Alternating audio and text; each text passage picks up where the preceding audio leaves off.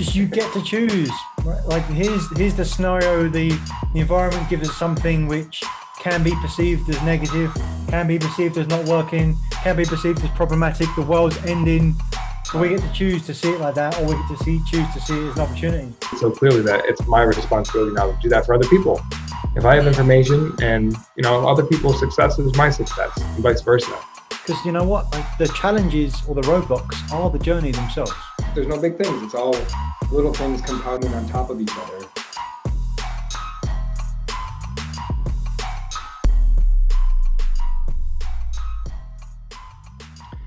All right. As a talent development consultant, ERIKA WEED works with organizations to find efficiencies that make their talent happier and more successful. As an executive leadership coach, ERIKA supports her clients in their work to learn about themselves. As a facilitator, she supports groups as they learn about how to function together. And as a doctoral candidate, ERIKA is working to better understand the truth about leadership, effectiveness, and achieving goals. Truth, that's a good overlap with Truth Seekers, and we're glad that she's here today. Her goal is to create a more inclusive model of leadership in order to better understand the most effective leadership characteristics and the context of real organizations, as well as how to more fully integrate healthy work and lifestyles. We welcome ERIKA WEED to today's episode of Truth Seekers. Thank you. ERIKA, we always love having fellow coaches on the podcast because there's so much common language and common mindset here. One thing that stuck out to me during our pre-conversation is how you perceive your role as a coach. So I was wondering if you might speak a little bit more to what you mentioned to me about that.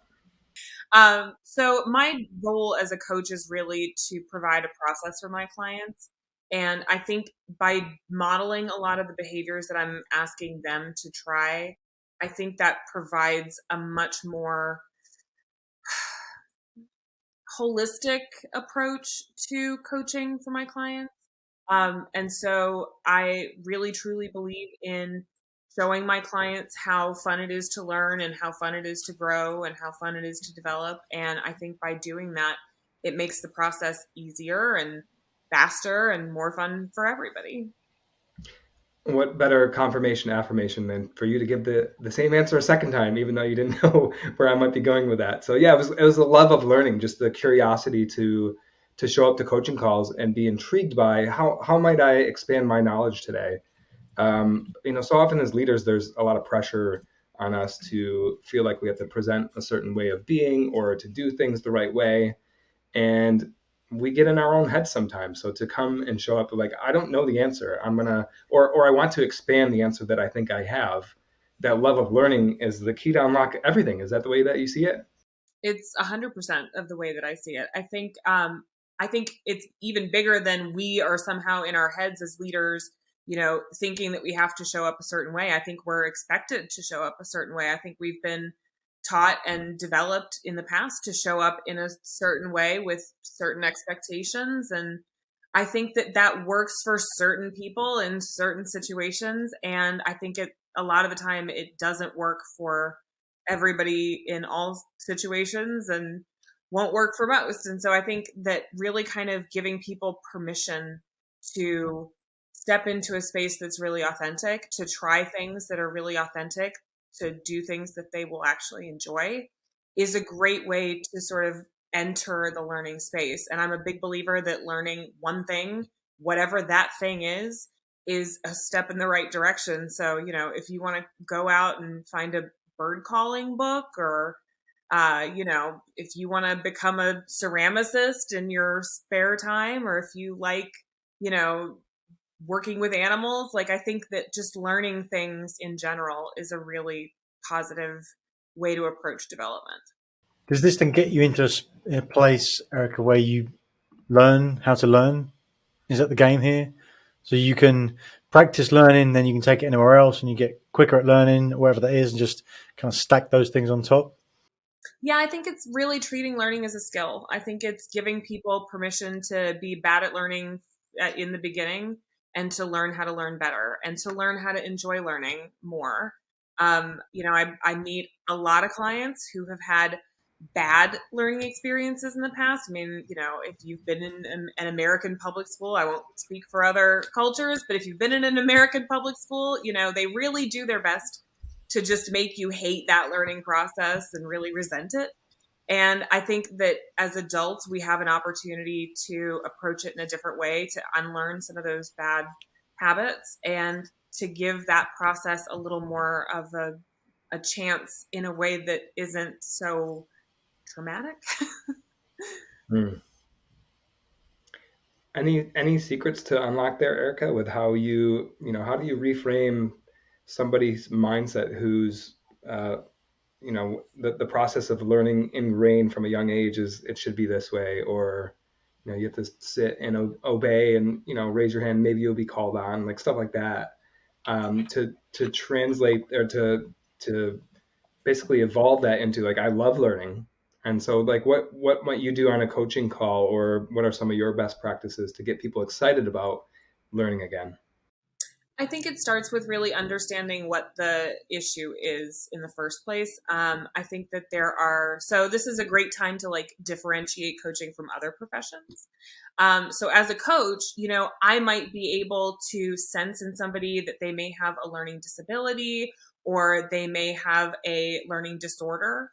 And I can maybe suggest to them they find some more resources around that, or maybe find a place where they can test for themselves if they have ADHD or dyslexia, something like that.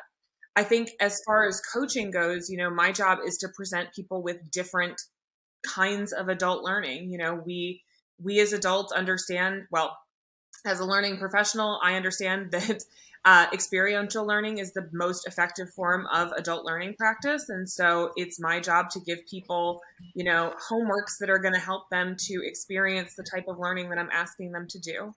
So my process is very much to give my clients activities. I don't do written journal assignments. I don't do it. A lot of coaches really love that, and a lot of practitioners really swear by it. And I've tried it myself.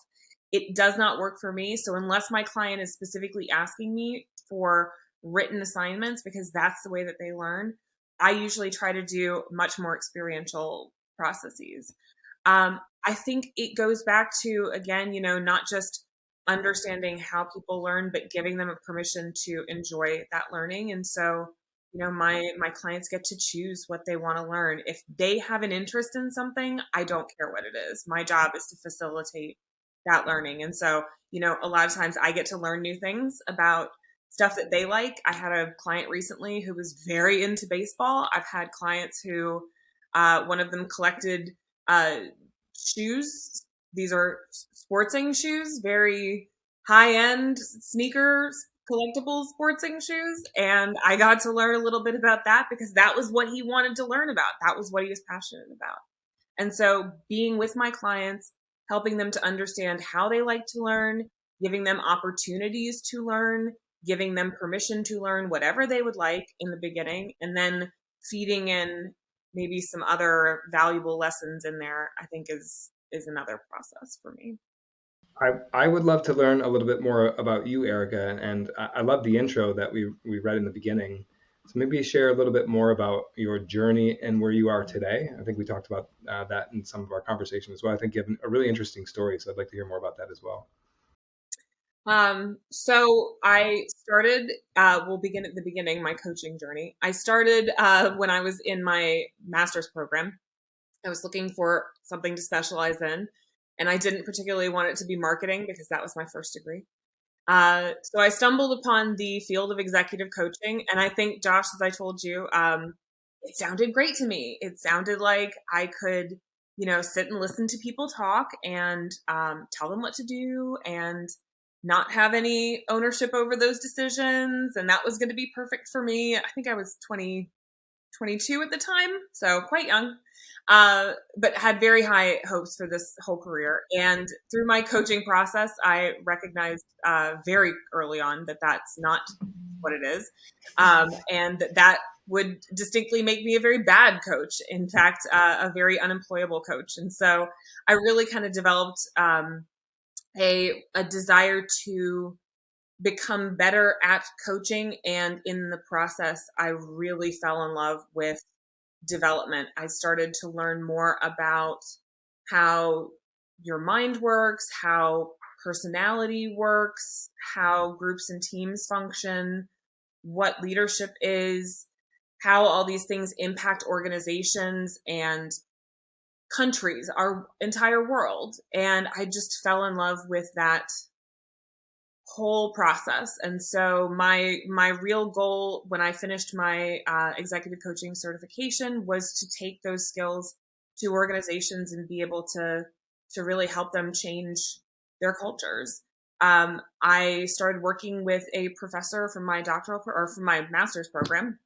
I also started into my doctoral program, and really kind of developed a love of being able to bridge the gap between academia and the practice of development in organizations. And so from there, I started my own company. We went from executive coaching to organizational development. Now we are a talent development consulting company. We provide data analytics. We provide custom analytics to our clients. We also do custom leadership development programs, talent development programs. We look at everything in the talent process from start to finish. And we really try to make it holistic. I was talking to somebody this morning about how the consulting world kind of functions, and everybody has their little niche. And so you might have, 14, 15 different consultants doing little things inside your organization. And sometimes that's really helpful. But other times, you miss the forest for the trees. And I think it's important to be able to bring a whole organization strategy to people and to employees and to leadership.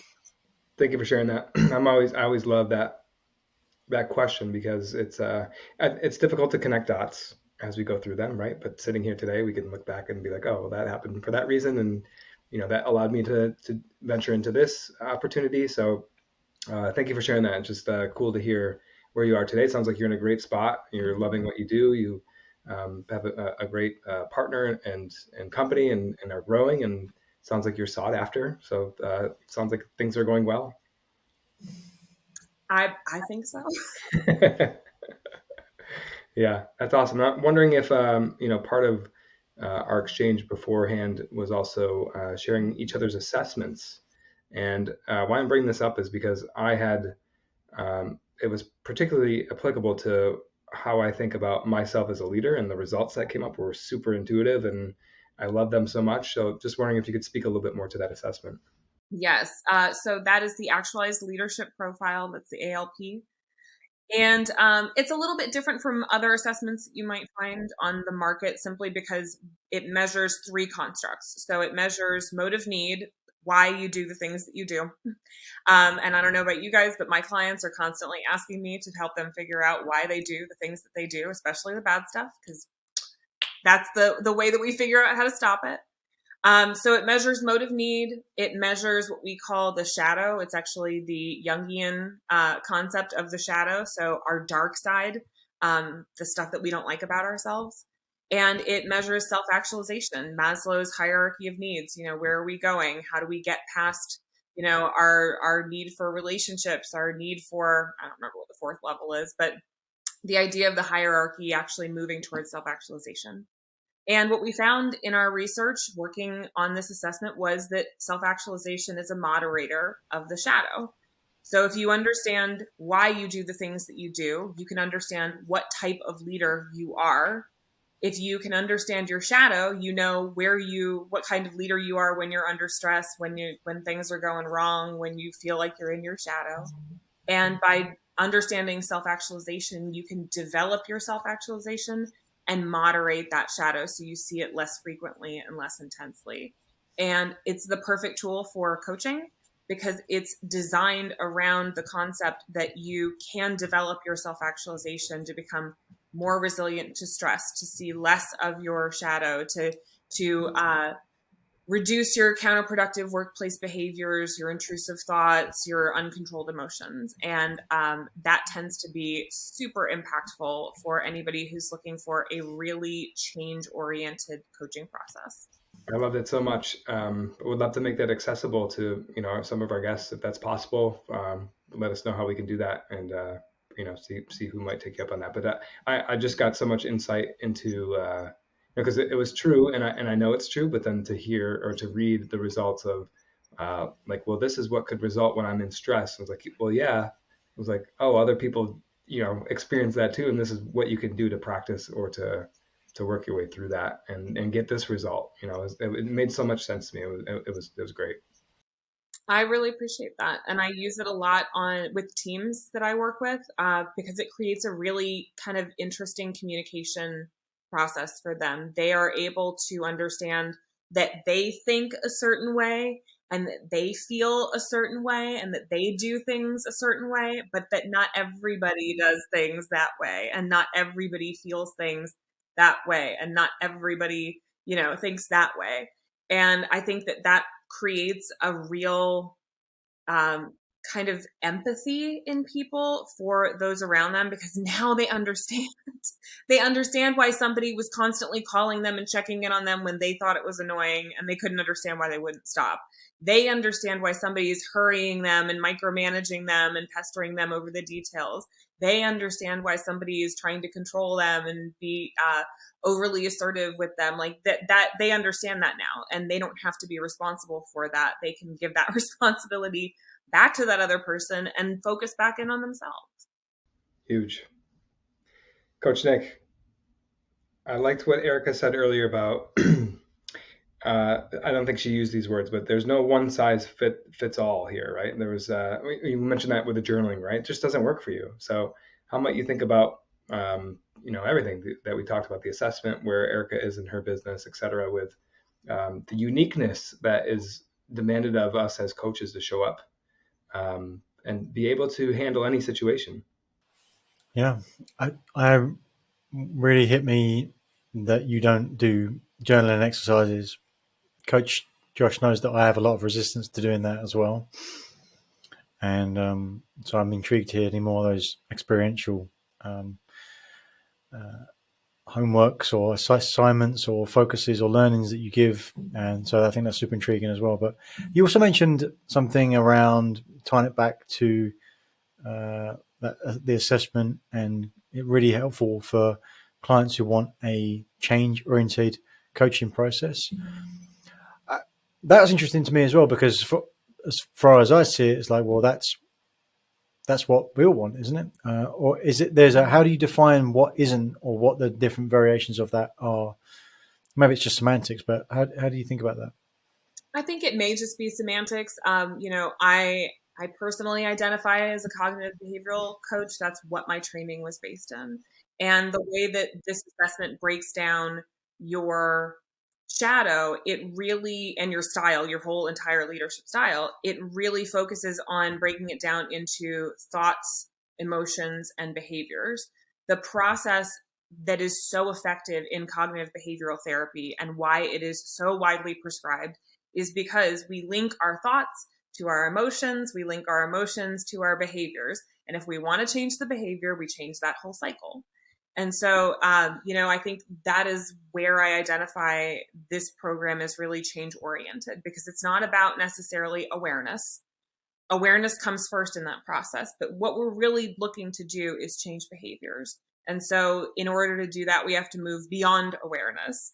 And I am the kind of coach who will relatively quickly move you beyond awareness and into the process of experiencing that change. And so you asked about, experiential homework assignments that I've given to my clients. My favorite one, my absolutely favorite one, is when I had a client who was trying to teach students a particular process and almost could not help stepping in and doing that process for them. And so I had her wear oven mitts on her hands during work hours. And this is true. She actually elected to duct tape them onto her hands. That was her decision because she said that they were too easy to remove. And she was getting antsy and trying to, unconsciously take them off. And so the duct tape oven mitts were there to dissuade her from being able to step in and actually do the process that she was trying to teach her students. That's awesome. That's awesome. Not only because it's awesome overall in their process, but it reminds me of a Friends episode where they did that. I don't know if you've seen the Friends episode. Did I Very, see that from Friends? I can't stole it remember. from Friends. Stole it from Phoebe and Charlie Sheen. It's I think yeah, that's true. the Yeah, Scratch Pox episode. Yes, yeah. I may have stolen that from Friends, and if I did, don't tell them because I can't afford those royalties. But it worked great. It worked great to give her again to connect the behavior which was unconscious of stepping in and doing for somebody that she was trying to train. It connected that to her feeling of anxiety and to her thought that she needed to make sure that it was done right, not that they knew how to do it right. And so we changed that whole process in using that kind of an activity. And it actually ended up working out well for her because she learned that her students were learning better the other way, that they were learning better when she took a step back and let them experience for themselves what that kind of learning was like. Yeah, it just hits home so true, Erica.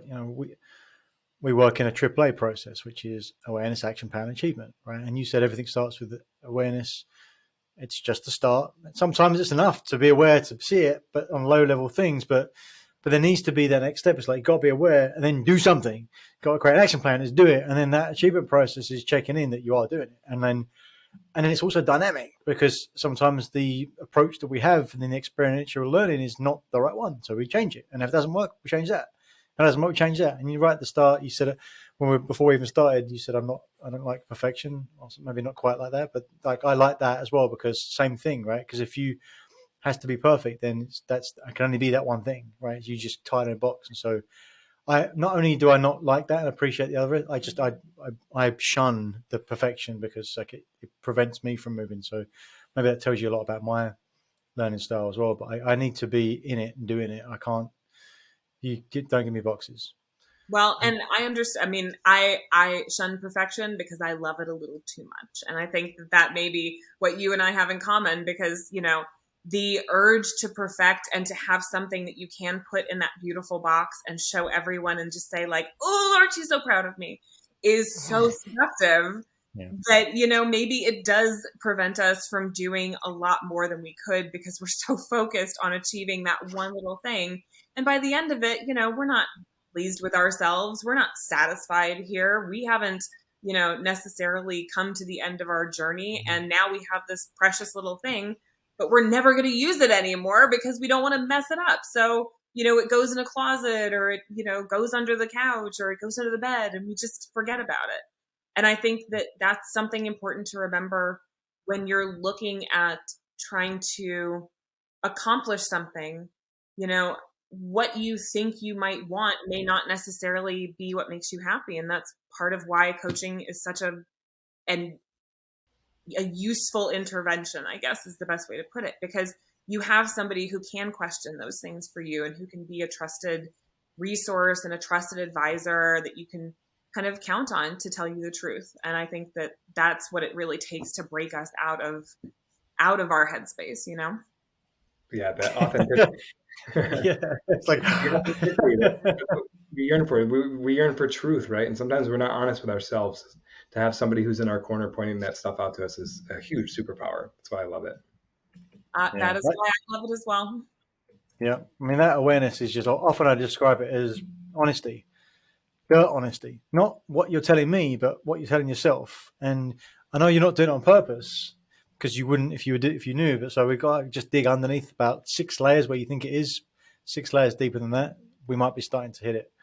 Maybe then 6 more layers and see where we get to. But like it's keep going. There's always something there. It's like as long as we're taking action, we're doing something, we're having an experience, then there's going to be more information. It's like, well, what's the right thing to do?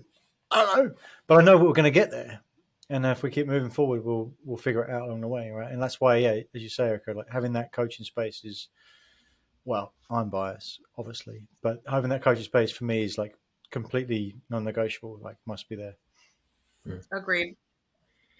I think I got an idea, Coach. Next time we do a True Seekers episode, we'll have you wear oven mitts. That will be your experiential learning opportunity there. We'll see how that works there. It might pick up some different noises, some banging about on the desk a little bit. Yeah. Eric, I would love for you to share any place where we might find you for our guests. Like where could we see your work? Where could we contact you?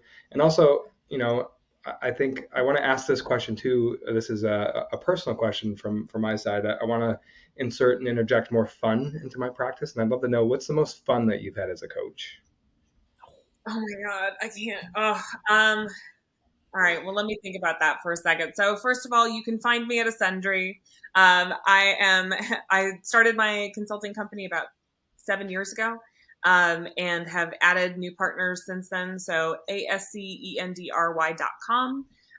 You can also find me on LinkedIn. I am not on any other social media platforms, unfortunately. Well, not unfortunately for me, but unfortunately for Instagram. I'm so sorry. I can't participate.